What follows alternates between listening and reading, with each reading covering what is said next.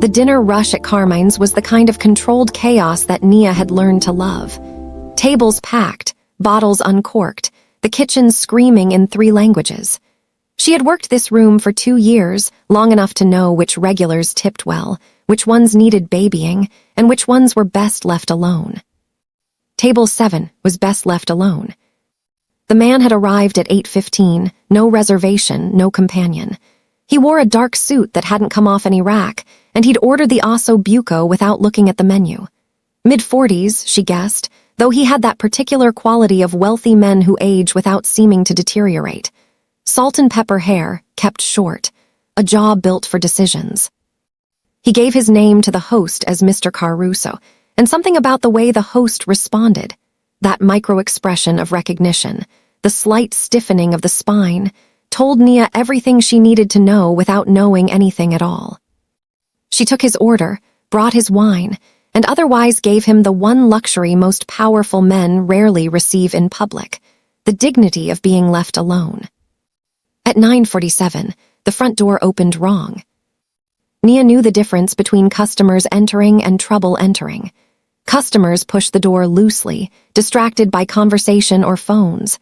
These 3 men pulled it open with purpose, eyes sweeping the room before their feet had fully crossed the threshold. Black tactical clothing in a restaurant like this wasn't a fashion statement. The ski masks confirmed it. Nobody moves, everybody down. The room collapsed into screaming. Glasses hit the floor. A woman near the bar fainted or decided fainting was the safest option. The hostess pressed herself against the reservation stand. 2 of the men spread across the room with the practiced ease of people who had done this before, not amateurs, not desperate men, while the 3rd vaulted behind the bar and began ripping open the register. Nia stood exactly where she was. Not from bravado, not from stupidity. Her body simply did not obey the instruction to panic. She had grown up in a house where chaos arrived without warning, where stillness was the only language that kept things from getting worse. Her mother had taught her not in words, but in example, that fear was loudest right before it lost its power over you.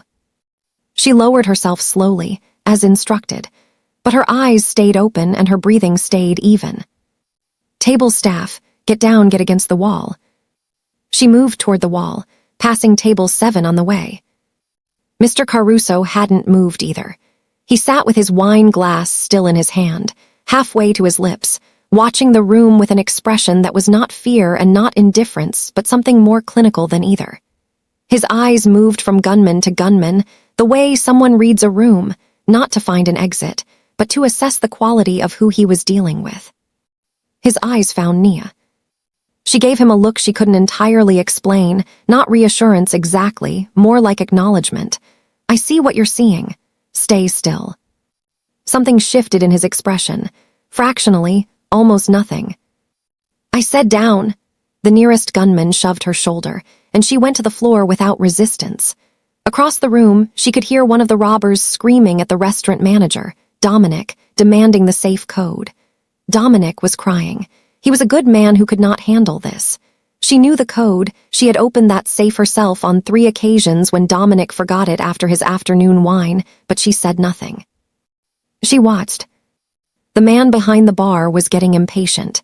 He'd found the register cash and stuffed it into a bag, but this was clearly not the primary objective. They wanted something specific. One of the gunmen was moving table to table, not robbing patrons but searching faces, checking, discarding. Looking for someone. Nia's eyes went back to Mr. Caruso, who had finally, gracefully, set down his wine glass and lowered himself from his chair. But even kneeling, there was nothing diminished about him. He moved with the unhurried precision of a man who was buying time, not surrendering it. The searching gunman reached table 7. He stopped. Even behind the ski mask, the satisfaction was visible in the posture. There he is. Don't make it complicated, old man. I am eating, Mr. Caruso said pleasantly, which I consider the opposite of complicated. The gunman grabbed his collar. And that was the precise moment Nia made a choice she would spend months understanding. Sir, I need to ask you not to do that. Her voice came out the way it always did, low, level, with the particular calm of someone who has never once confused volume with authority. The whole room heard it. Even the men behind the bar paused. The gunman turned to look at her. She was still on the floor, 29 years old in a black server's apron, and she was looking up at an armed man with ski mask and gun like she was politely explaining the specials. "You lost your mind, sweetheart." "No, sir. But if you take him out that door, this doesn't end the way you planned. There are 4 cameras in this room that your crew missed. The owner's son is in the back office, and he's already called someone. I've been on the floor for 11 minutes, and I've watched everything. I'm telling you this because I think you have about 90 seconds to take the register money and leave with a story that doesn't end badly for anyone." Silence. Not the silence of a room too scared to breathe. The silence of a room recalibrating. The gunman stared at her. His hand was still on Caruso's collar. "She's bluffing," said the one by the bar. "Maybe," Nia said, "but you don't actually know that." 4 seconds passed. She counted them. She had a habit of counting seconds in dangerous situations, a trick she had learned somewhere she didn't like to remember. 4 seconds was a long time when someone was holding a gun. 4 seconds was enough for a man to make a decision he couldn't unmake. The gunman released the collar. He said something to his partners fast under the mask, in a dialect Nia didn't recognize but recognized the cadence of. Agreement, disagreement, agreement again. They left. Not running, walking, which was somehow more frightening than if they had run. The room erupted. Dominic was sobbing. The fainted woman had revived and was sobbing. People were on phones, under tables, holding each other. The noise crashed in like a wave that had been held back too long. Nia got off the floor. She straightened her apron. She became aware of Mr. Caruso, standing directly in front of her. He was looking at her the way people look at something they need to place, not admiration, not gratitude, recognition, the deep, specific kind that has nothing to do with faces. "Say that again," he said. His voice was quiet enough that only she could hear it under the surrounding chaos. "Say what?" "Anything. Say anything." She frowned. "Sir, are you all right? Can I get you some water?" The color left his face. Not in fear, in something older than fear. Something that lived in the space between memory and grief, between a life a man chose and a life he left behind. "My God," Antonio said softly. "Lucia." Nia took a small step back. Not because she was afraid of him, because the way he had said that name, Lucia, carried a weight she didn't want to accidentally inherit. It wasn't the voice of a man making a mistake. It was the voice of a man who had just been broken open by something he thought time had sealed shut. "My name is Nia," she said carefully. Antonio stared at her. The restaurant was still unraveling around them. Police sirens cutting through the night somewhere outside. Dominic on his knees collecting shattered glass out of habit or shock. 2 women near the window still gripping each other's hands. None of it touched the silence between Nia and this man. "Of course," he said. "Forgive me." But he didn't stop looking at her. She excused herself because that was what you did. You moved, you worked, you kept the hands busy so the mind could settle. She helped 2 elderly patrons to their feet. She brought water to the hostess, whose mascara had made its way down to her jaw. She checked on the bartender, Marco, who had hit his head on the underside of the bar diving down and was pressing a bar towel to his temple with the dignity of a man trying not to admit it hurt. Through all of it, she felt Antonio's eyes. When the police arrived, she gave her account the same way she had spoken during the robbery, clearly, chronologically, without embellishment.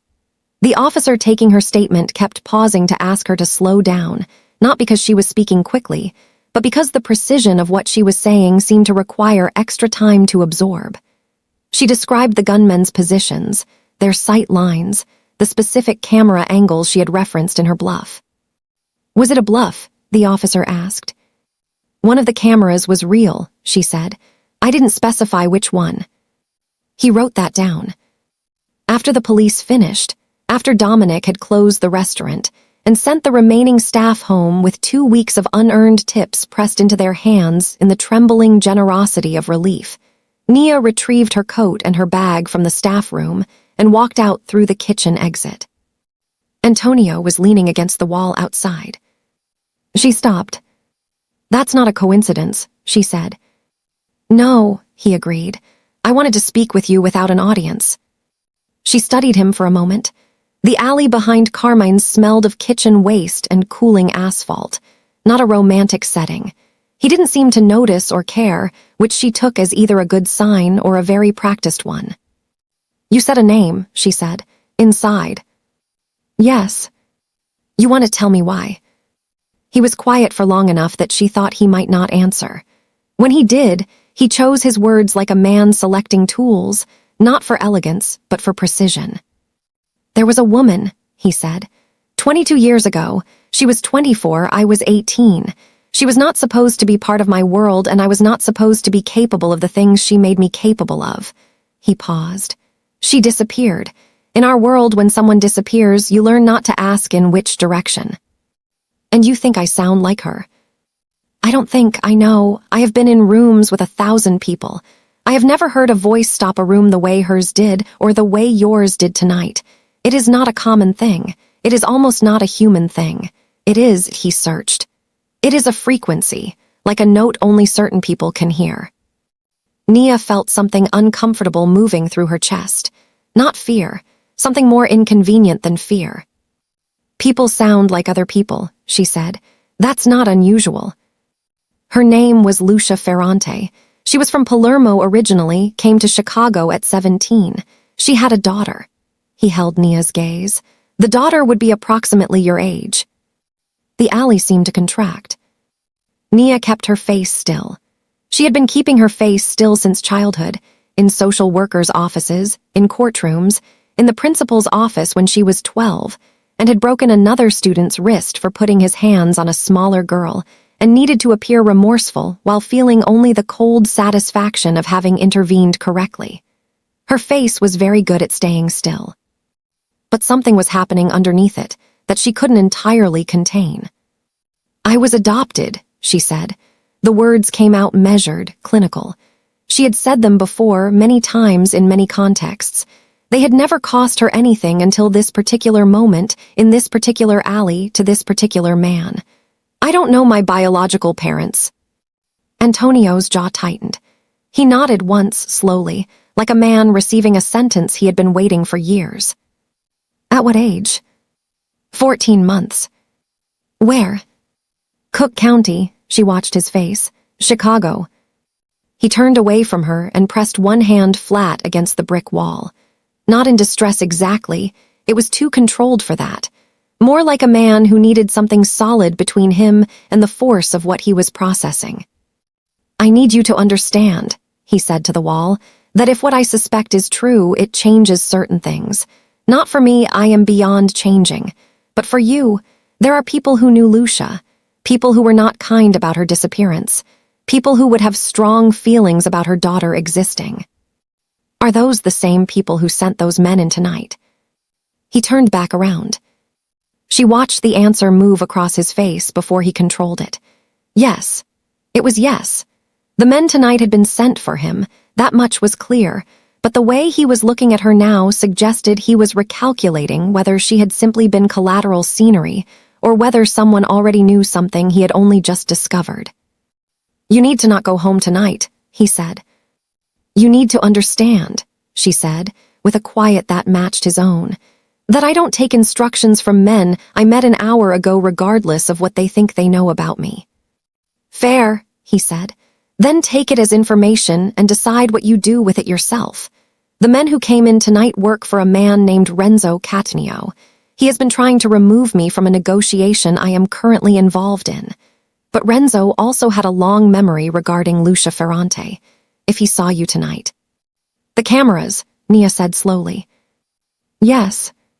She processed this. She processed it the way she processed everything, quickly, quietly, each variable slotting into place like she was setting a table. Robbers with cameras. Restaurant with cameras. One genuine camera, one she had invented. The camera above the bar was real. It had a clean angle on the entire floor, including where she had been kneeling and where she had spoken. If someone with resources was watching that footage tonight, they were looking at her face. Her voice had stopped the robbery. Her voice might have also announced her existence to someone who had reasons to care. "What happened to my mother?" she asked. The word *mother came out strange in her mouth. Foreign. She had used it before for her adoptive mother, a warm and imperfect woman named Doris who had died of a stroke 3 years ago. This was different. This was a word for a woman she had never consciously known, being spoken to a man who had clearly loved her. Antonio looked at her for a long moment. "I don't know," he said, "and I have been trying to find out for 22 years. "You're lying," Nia said, not unkindly. He blinked. "You know something," she continued.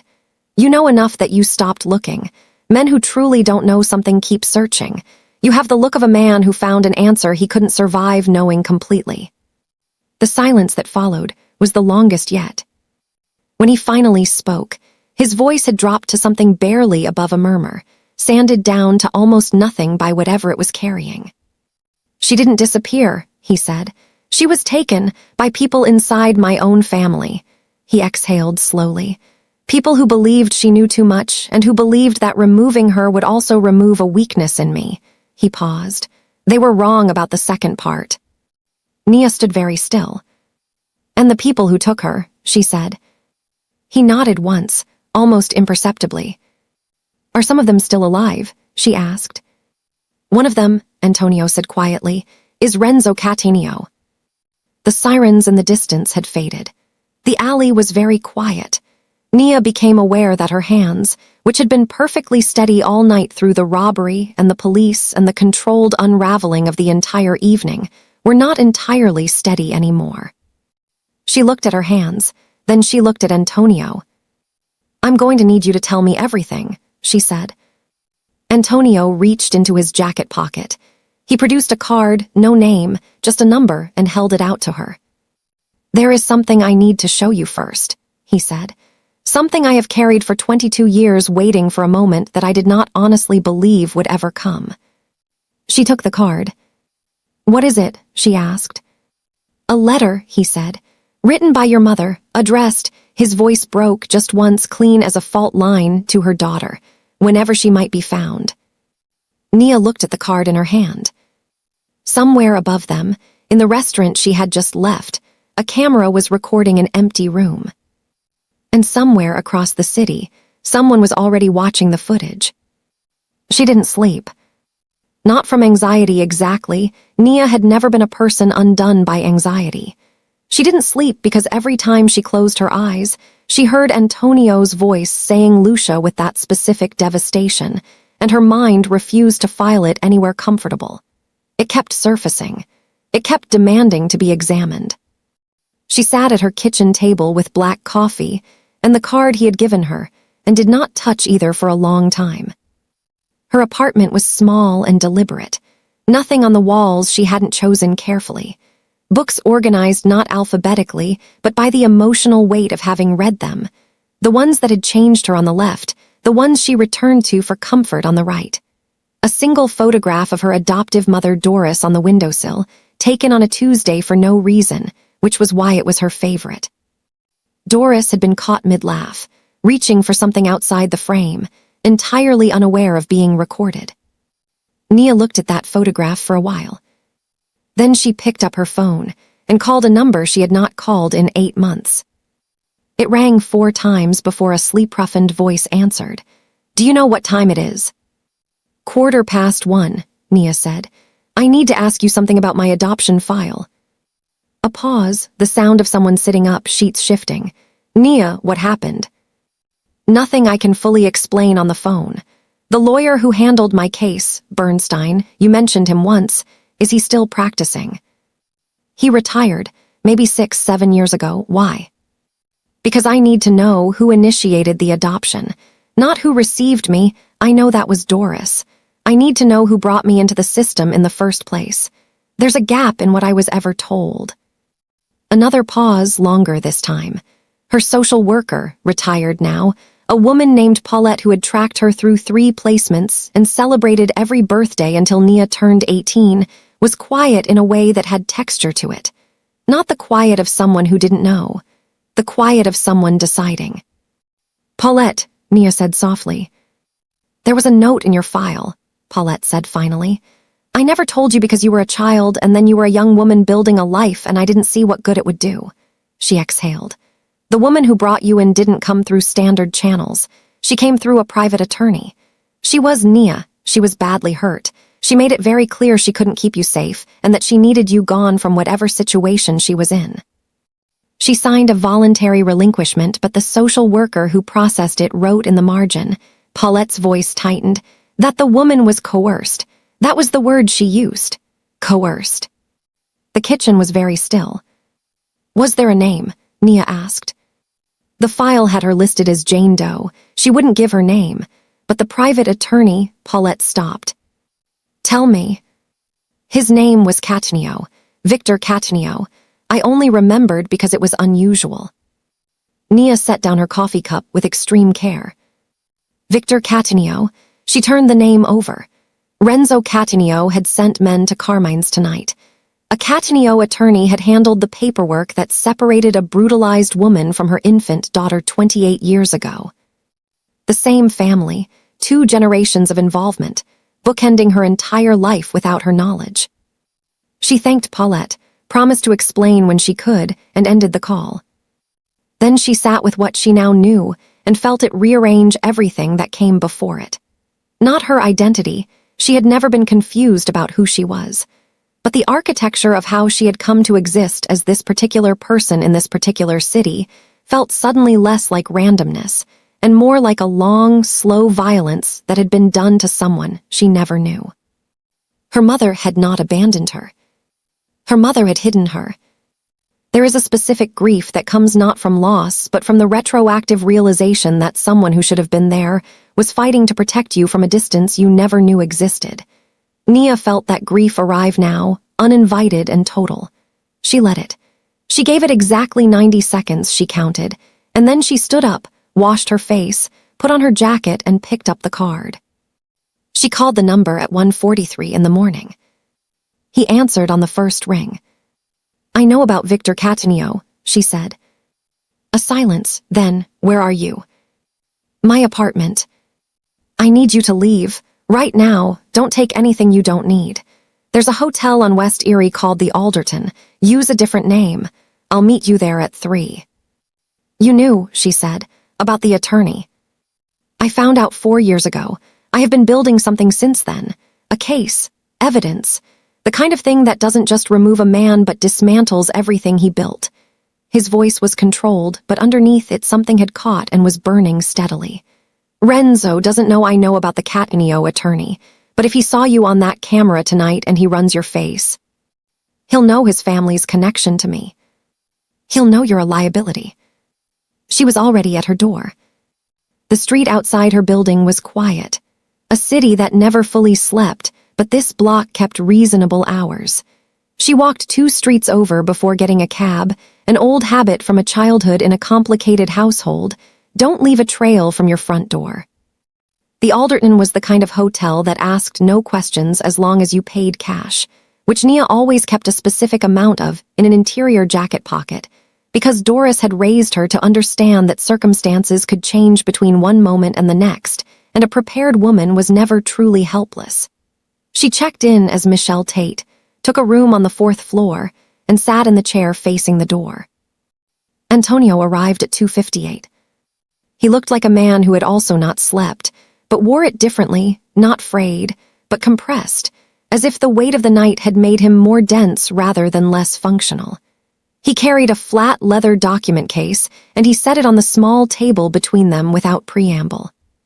He opened it. Inside was a letter, handwritten in Italian, on paper that had been folded and unfolded enough times that the creases had softened to something closer to fabric. He placed it in front of her along with a handwritten translation on a separate sheet, precise, careful, done by someone who understood the difference between translating words and translating meaning. Nia looked at it. She did not touch it immediately. She read it from where it sat. "My darling girl, I call you that already, though I have only held you for 6 days, and tomorrow I will not hold you anymore. I need you to know that this is not abandonment. I need you to know that I looked at every other door before I chose this one, and every other door led somewhere I could not let you follow me." She stopped, started again. "You have my voice. I noticed it on the second day. When you cried, there was something in the pitch of it that sounded more like a statement than a complaint. A girl who will tell rooms what they need to hear. I hope that is true. I hope it carries you." Nia pressed 2 fingers against her mouth and continued reading. "If you find this letter, it means someone found you, and if someone found you, it most likely means you are either in danger or past it. I am hopping past it. I am choosing to believe past it because I have to choose something. His name is Antonio. He doesn't know about you, I made sure of that, not to protect him from you, but to protect you from the world that surrounds him. If he is the one who found you, then he is still alive, which means he was stronger than they believed, which means I read him correctly when I thought he was worth loving. There is a name, Renzo Cattaneo. Remember it. He is the reason for everything, the reason I ran, the reason I am giving you away, the reason I will spend whatever time I have left trying to build something that outlasts his ability to erase it. I have documents. I hid them somewhere he will never think to look because he has never once in his life underestimated himself, which means he has blind spots the size of buildings. The documents are in Chicago. St. Casimir's Church on 22nd. Behind the loose stone in the lower sacristy wall, 3rd from the left. If I don't survive long enough to use them myself, and I am a practical woman, I want you to inherit that, then they belong to whoever loves you enough to have found you. I love you enough to lose you. Your mother, Lucia." Nia sat back. The room was very quiet. Antonio had not spoken since she began reading. She looked at him now and found that he was not watching her. He was looking at the wall, giving her the privacy of her own reaction, which was either courtesy or an understanding that some things cannot be witnessed without diminishing them. "The church," she said. "I know it. You haven't retrieved them. I found the letter 8 months ago through a contact who had kept it for years not knowing what it was. I found the church reference 6 weeks ago." He finally looked at her. "I was waiting." "For what?" "To find you first. To not walk into that building alone and have whatever is behind that stone become leverage used against someone who didn't know they existed." He paused. "The documents, whatever they are, they were meant for you as much as for any case I could build." Nia thought about everything inside that sacristy wall. 22 years of a woman's careful, desperate work. A mother who had been practical enough to plan and loving enough to leave a letter alongside the evidence, because she understood that her daughter would need both the weapon and the reason to use it. "We go tomorrow," Nia said. "It may not be safe." "It wasn't safe in that restaurant tonight either." She looked at him steadily. "And here we both are." Something moved in his expression. Not quite a smile. Something that had the same DNA as a smile, but had been through too much to arrive as one. He reached across the table and placed something else in front of her. A photograph, small and worn at the edges. A woman, young, standing in what looked like a Chicago street in winter, coat too light for the weather, laughing at something off camera. Dark eyes, a jaw with a familiar angle to it. Nia looked at the photograph for a long time. Then she looked up and said the only true thing available to her in that moment. "She looks like someone who would stop a room." Antonio's voice, when it came, was barely a sound at all. "Yes," he said, "she does." Outside, the city moved through its lightless hours. Neither of them spoke again for a while, and the silence was not empty but full of a 22-year gap, of a letter written in faith, of a church on 22nd Street holding its secret in a wall. And somewhere across the city, in an office above a restaurant he owned, Renzo Cattaneo sat before a screen, watching security footage from Carmine's, his finger hovering over the pause button. Watching a young woman's face. Watching her mouth move. His hand reached slowly for his phone. The stone in the sacristy wall had not been touched in 22 years. By morning, that would change. And so would everything else.